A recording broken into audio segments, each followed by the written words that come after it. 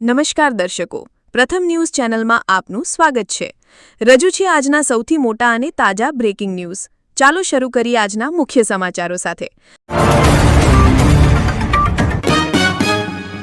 અંબાલાલ પટેલની આગાહી મુજબ કેરળમાં 28 મઈએ ચોમાસું બેસશે। ગુજરાતમાં 12 જૂનથી સત્તાવાર વરસાદ શરૂ થશે। આ વર્ષે સામાન્યથી 6% વધુ વરસાદ।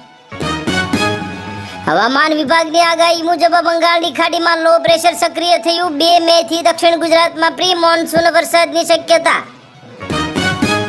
પરેશ ગોસ્વામીની આગાહી મુજબ મે મહિનામાં પહેલા અઠવાડિયામાં સૌરાષ્ટ્ર કચ્છમાં વાદળછાયું વાતાવરણ રહેશે। ગરમીમાં રાહત મળશે।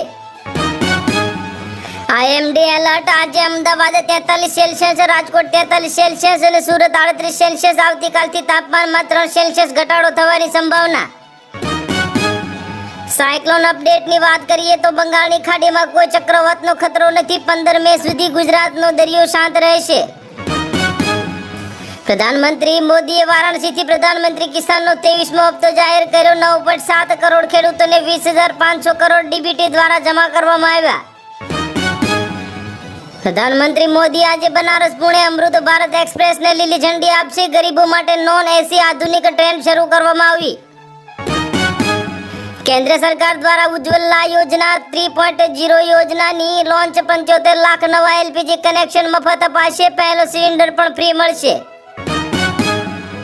ભાજપ સંસદની સંસદીય દળની બેઠક આજે દિલ્હીમાં યોજાશે। ચોમાસુ સત્રની રણનીતિ અને નવા બિલ પર ચર્ચા શરૂ થશે।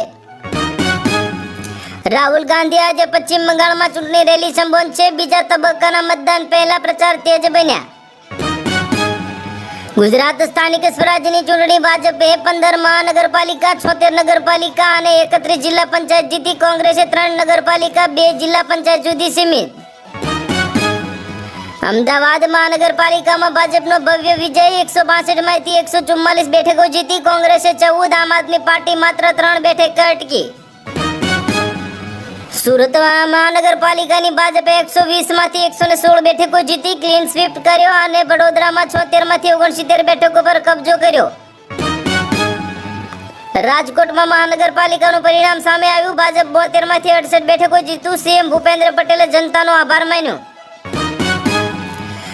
નવી મહાનગરપાલિકા મોરબી, વાપી, ગાંધીધામમાં પણ પ્રથમ ચૂંટણીમાં જ ભાજપનો દબદબો, તમામ જગ્યાએ બહુમતી મળી। આ હતા આજના મુખ્ય બ્રેકિંગ ન્યૂઝ। વધુ સમાચારો અને અપડેટ્સ માટે જોતા રહો તમારા ન્યૂઝ ચેનલ। અમને સબસ્ક્રાઇબ કરવાનું ભૂલશો નહીં અને બેલ આઇકન દબાવો, જેથી તમને નવા વિડીયોની નોટિફિકેશન મળતી રહે। ફરી મળીશું નવા સમાચારો સાથે। શુભકામનાઓ।